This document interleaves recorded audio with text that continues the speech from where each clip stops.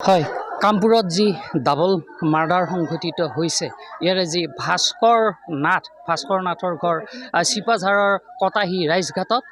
আৰু এই ঘটনা সংঘটিত হোৱাৰ খবৰ পায়েই ঘৰখনত কান্দোনৰ ৰোল উঠিছে। আৰু এই ভাস্কৰ জ্যোতি নাথৰ যি বাসগৃহত আমি উপস্থিত আছোঁ বৰ্তমান। আৰু ইয়াতে এক শোকাকুল পৰিৱেশ। আৰু খবৰ পোৱাৰ পিছতেই এই ঘৰখনত কান্দোনৰ ৰোল উঠিছে। অকল ঘৰৰ নহয়, গোটেই চুবুৰীৰ লোকসকলৰ মাজত এক প্ৰকাৰ কান্দোনৰ ৰোল উঠিছে। শোকবিহ্বল হৈ পৰিছে সকলো।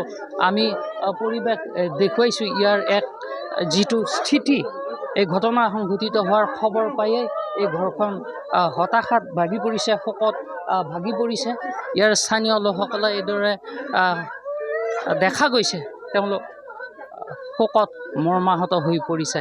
আমি তেওঁলোকৰ মন্তব্য ল'বলৈ যত্ন কৰিম। যিহেতু দাদা অকণমান ইফালে আহিব। আপুনি কি হয় ভাস্কৰ নাথ? মই এনে বংশৰা। কেতিয়া গম পালে? মই পৰা 8টামান বজাত পাইছোঁ। মোবাইলত পাইছোঁ নাওটো পাইছোঁ। মোবাইলত নাওটো পাইছোঁ। ভাস্কৰ নাথ নগাঁৱত চাকৰি কৰি থকা বুলি এইদিন মানে মই গম পাওঁ। আৰু আছে ইয়াতে অন্য লোকসকল আছে, আমি তেওঁলোকৰ পৰা মন্তব্য ল'বলৈ চেষ্টা কৰিম। অঞ্চলৰ মানুহ প্ৰমাণিত হৈছোঁ। কেতিয়া খবৰ পালে আপোনালোকে? আমি নিউজৰ জৰিয়তে খবৰটো পালোঁ মোবাইলত পায়ে আমি, যিহেতু মোৰ ঘৰ অকণমান দূৰত, তথাপিও আমি ল'ৰালৈকে আহিলোঁ। যিহেতু ল'ৰাটো অত্যন্ত ভদ্ৰ আৰু অমায়িক ল'ৰা আছিলে। আৰু যিহেতু সি সৰুৰে পৰা বিভিন্ন কষ্ট কৰি সি এই শিক্ষাত লৈ বৰ্তমান যি চাকৰিত অৱতীৰ্ণ হৈছিলে। কিন্তু আমি এই অঞ্চলৰ মানুহ আচলতে দুখিত। আৰু এই যি হত্যাকাণ্ড আচলতে পৰিকল্পিত হত্যাকাণ্ড বুলি আমি ভাবোঁ। চাকৰি প্ৰায় আজি 4 বছৰ তাৰ চাকৰি পাব সক্ষম হৈছে। তাৰপিছতে তেখেতে লাহে লাহে ঘৰখন মানে অকণমান ভালৰ ফালে আহিছিলে। এই ঘটনাটো শুনি আচলতে এই অঞ্চলৰ মানুহে আজি মৰ্মাহিত হৈছে। আমি যি ঘটনা ঘটিছে এইটো কিন্তু পৰিকল্পনা ঘটনা বুলি আমি পৰিকল্পিত ঘটনা বুলি আমি ভাবিছোঁ। আৰু যাতে এই ঘটনাৰ দোষীয়ে উচিত শাস্তি পায়, সেয়া আমি এই অঞ্চলৰ গাঁৱৰ ৰাইজে।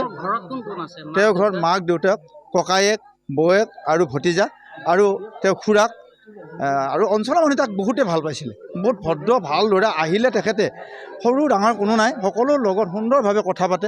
বিশেষকৈ আমাৰ লগতে লগ পালে সুন্দৰভাৱে মাতি আমাক খা খবৰ লয়। কিন্তু মই তেওঁক বিহুৰ সময়ত লগ পাইছিলোঁ। বিহুৰ সময়ত আহিছিলে, বিহুৰ সময়ত আহি উৎসৱতো গৈছিলে, যাই কথা বতৰা পাতিছিলে। আৰু মুখত তাৰ এটা সুন্দৰ হাঁহি এটা আছিলে।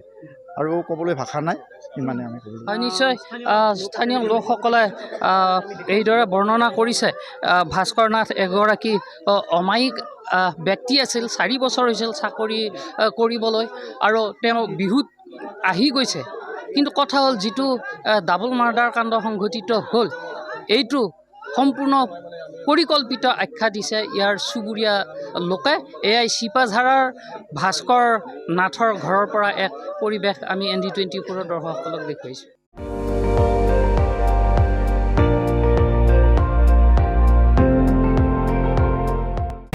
আপুনি চাই আছে ND24, সৰ্বশ্ৰেষ্ঠ নহয়, সৰ্বোত্তমৰ দৌৰ।